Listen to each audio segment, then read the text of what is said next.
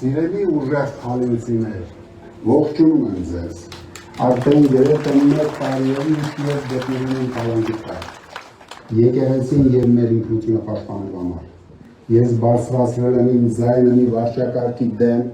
որը հայ ժողովրդին պահում է աղքատության մեջ, պատերազմի, վախի ներքո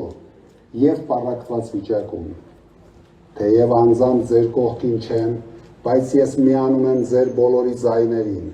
Միասին մենք այն ուժն ենք, որ փոփոխություն է բերելու,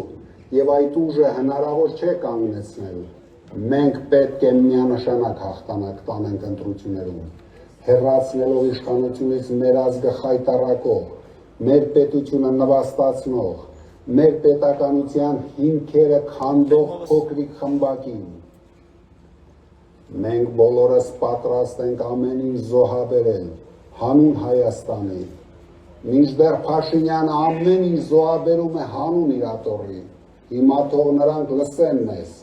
երբ ասում ենք, փոփոխությունը գալիս է, հարգելի հայրենակիցներ, մեր թիմի հետ միասին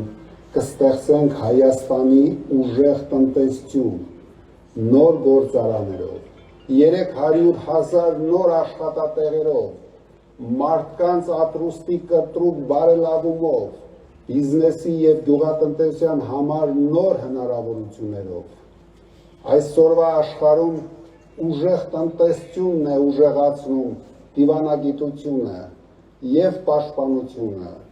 և մենք ունենանք ուժեղ դիվանագիտություն և ուժեղ պաշտպանություն, պաշտպանված երկնքով, պրոֆեսիոնալ վերազինված բանակով, որոնք իսկապես կերաշխավորեն խաղաղությունը, ոչ թե բառերով, այլ գործով։ Հայաստանը պետք է դառնա անվտանգ, խաղաղ, հարուստ, ուժեղ երկիր, երկիր, որտեղ կառավարիչները ոչ թե դատարկում են բյուջեն ու լցնում սեփական գրպանները, այլ հակառակը, դատարկում են սեփական գրպանները հանուն մեր հայրենիքի բարեկեցության, արդարությունը ու ներքին համերաշխությունը հարատև են լինելու Հայաստանում, Հայաստանը դարձնելու ենք բարեկեցության երկիր ու աղքատություն բառը թողնելու ենք անցյալում։ Ես այս բոլոր խոստումների իրականացումը երաշխավորում եմ, վարչակարգը մարդկանց վախեցնում է պատերազմով, նրանք նույնիսկ ժամկետ են նշում, սեպտեմբեր, որովհետև հենց այդ ամսից սկսվեց 44-օրյա ծանր պատերազմը, սեպտեմբերին սկսվեց Հայաստանի տարածքային ամբողջականության դեմ հարձակումը, սեպտեմբերին սկսվեց Արցախի բռնի հայաթափումը և էթնիկ զտումը, պատերազմներ, որտեղ Փաշինյանը պարտվեց, միտը մենք թույլ ենք տալու, որ նա Հայաստանի համար ևս մեկ պատերազմ պարտվի, ես համոզված եմ, որ թույլ չենք տալու, իմ խոստումն է, որ մեր հաղթանակի և իմ կողմից վարչապետի պաշտոնը ստանձնելով գալիք սեպտեմբերը և դրան հաջորդող յուրաքանչյուր ամիս խաղաղ է լինելու։ Սիրելի հայրենակիցներ, մի հուսահատվեք, Հայաստանը կարող է և պետք է լինի ուժեղ, և մենք հասնելու ենք մնայուն ու իրական խաղաղության։ Մենք թույլ խաղաղությունը փոխարինելու ենք ուժեղ խաղաղությամբ, ուժեղ դիվանագիտության շնորհիվ։ Մենք այլևս թույլ չենք լինելու, մենք ուժեղ ենք լինելու Մոսկվայում և վերականգնելու ենք խաթարված հարաբերությունները, մենք ուժեղ ենք լինելու Վաշինգտոնում, Լոնդոնում, ինչպես նաև Պեկինում։ Վարչակարգը քայքայել է Սփյուռքի հետ հարաբերությունները։ Միայն մեր ուժը կարող է վերականգնել թե հարաբերությունները, թե Սփյուռքի հետ վստահությունը մեր հայրենիքի հանդեպ։ Մեր բոլոր նվիրյալ և հերոս զինվորականների հետ միասին ամրապնդելու ենք մեր պաշտպանությունը և պաշտպանելու ենք մեր սահմանները։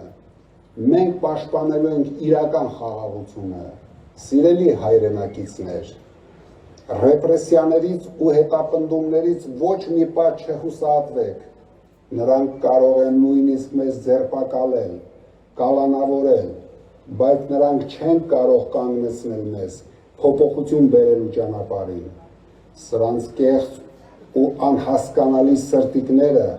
մենք փոխարինելու ենք մեր իրական, հայկական սրտերով։ Մենք երբեք չենք մոռանալու, որ հայ առաքելական Սուրբ եկեղեցին է մեր սիրտը, Արարատ լեռն է մեր սիրտը, հարգելի հայրենակիցներ, մեզ ընտրություններում մեծ հաղթանակ է պետք,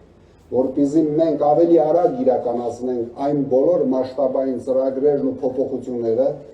որոնց վաղուց արժանի է հայ ժողովուրդը։ Ուժը ձեր ձեռքերում է, դուք սկսում եք փոփոխությունը, իսկ ես այն դարձնելու եմ իրականություն։ Միասին մենք ուժեղ տնտեսությամբ, ուժեղ դիվանագիտությամբ,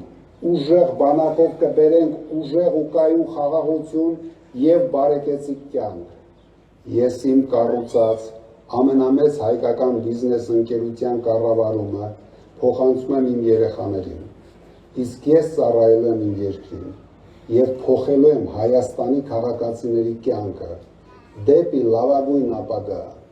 Փոփոխությունների ժամանակը եկել է, շուտով ես ձեզ հետ կլինեմ, մեկ վայրկյան չկասկածեք,